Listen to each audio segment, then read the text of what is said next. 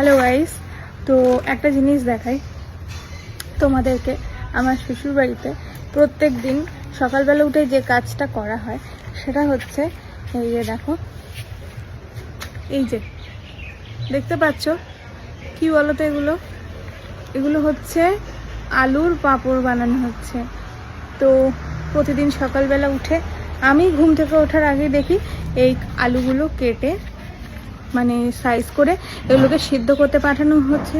হালকা গরম জলে সিদ্ধ করে নিয়ে তারপর ছাদে এরকমভাবে মেলে দেয়, আর এইটা শুকনো করেই আলুর চিপস তৈরি করে।